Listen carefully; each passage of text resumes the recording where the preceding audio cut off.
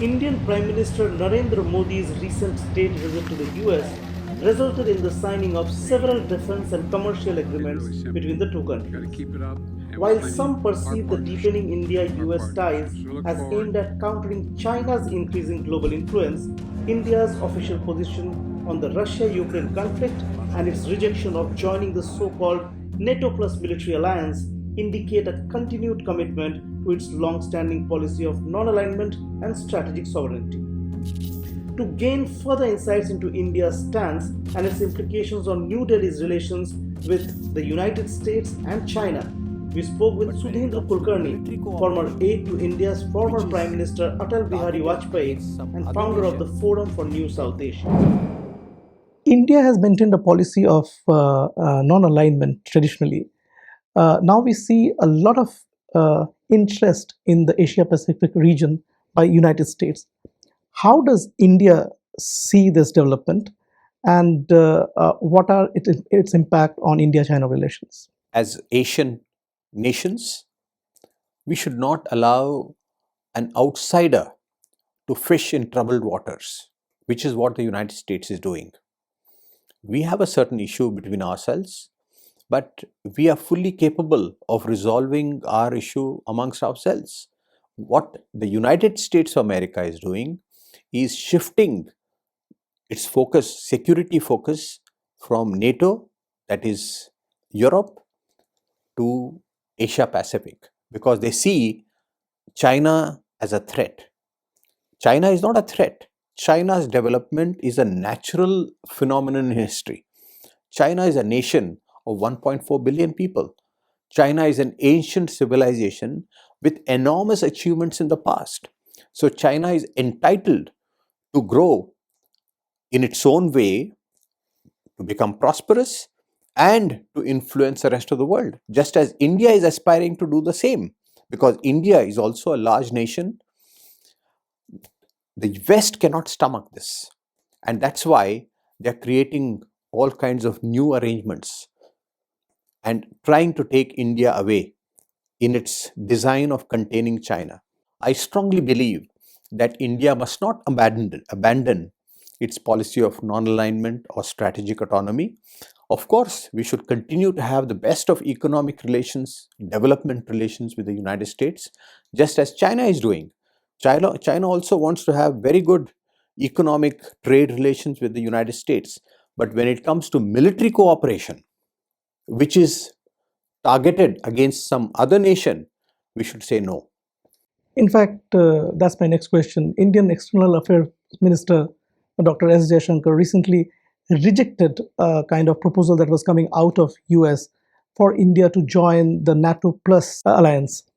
Now, how do you explain the reasoning for this decision in India, and what impact such a decision will have on India's equation both with the US and China?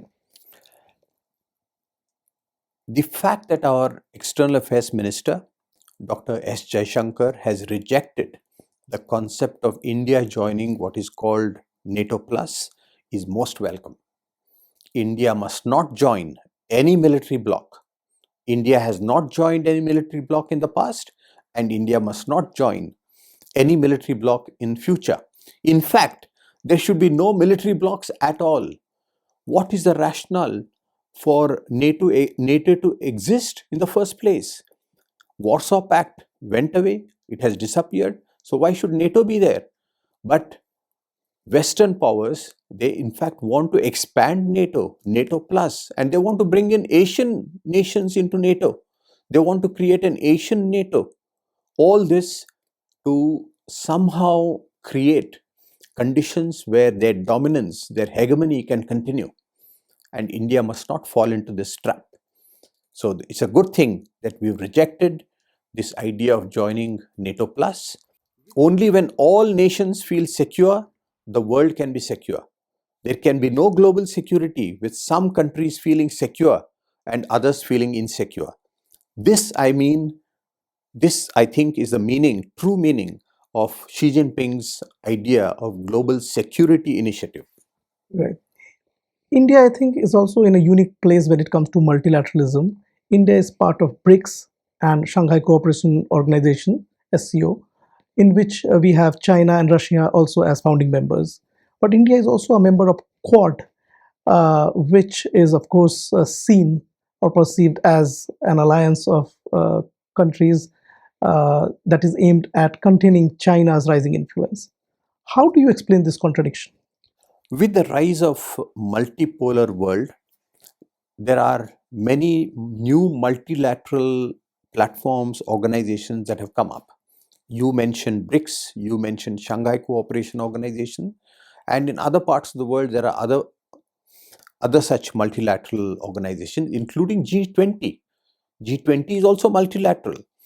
It began as G7, the elite group of the Western nations, which actually its influence is declining. And now it's G20, which is more broad-based. And India and China, along with other developing countries, should strengthen these multilateral organizations. It's a very good thing that 19 new countries want to join BRICS, so it's going to be BRICS Plus.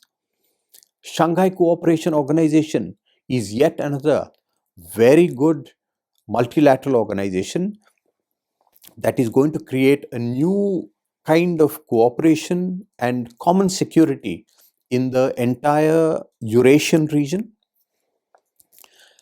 Therefore, the Western powers, they do not like this. They have therefore created a new thing called Quad, quadrilateral, and AUKUS. I hope that India must resist transforming quadrilateral into some kind of a security alliance, which is meant to contain China. If it's purely economic cooperation, there is no harm. But if there is any security angle or strategic angle to contain China, then India must not be part of it.